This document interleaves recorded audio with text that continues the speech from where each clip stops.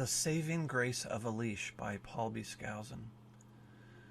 On the last day of July 2008, our dog died. A dark night, a blind curve, a fast car. She never knew what hit her.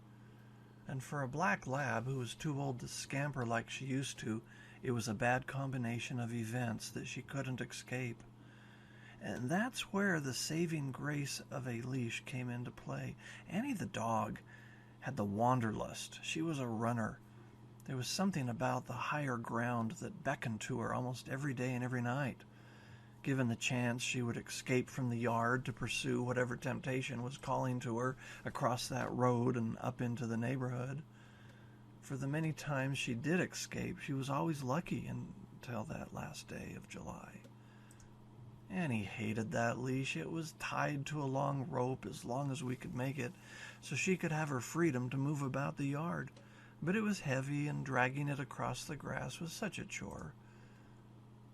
And so on several occasions we found that long rope stretched to its limit and pulled around to the blind side of the garage, and at the end was a red collar with a dog license attached, just lying in the dirt, but no dog in the collar.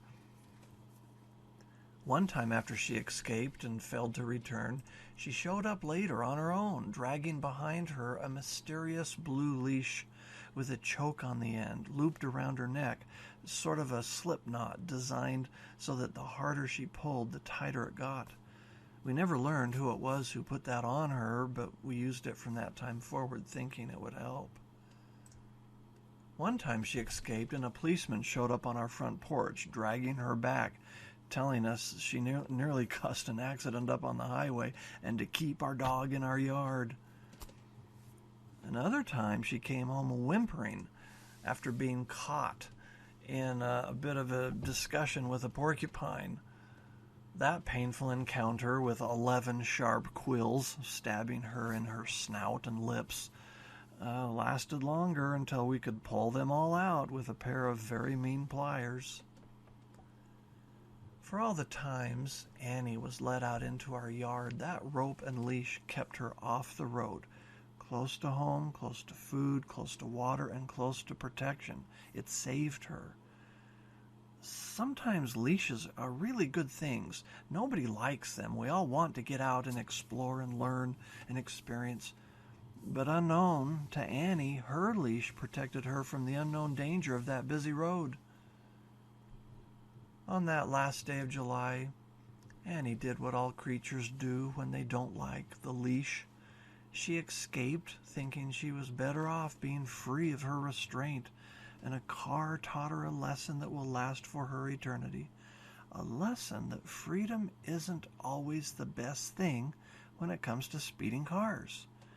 I suppose there are leashes in all of our lives that perform the very same function. We pull and tug, trying to slip out of them, thinking that we would be so much better off if we could just be free.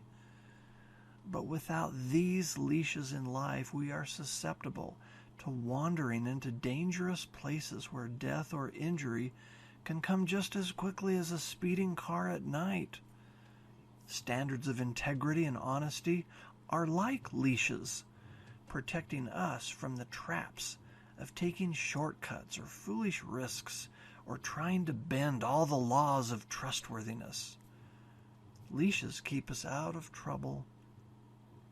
Those who manage to slip out of the collar discover for themselves all too often that there are perilous places in life.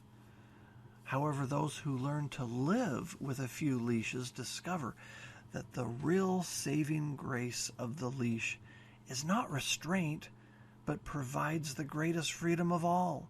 It's like a paper kite.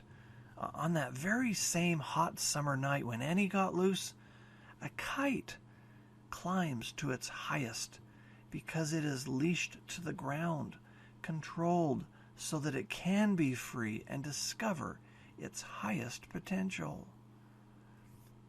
We love you, Annie, our dog.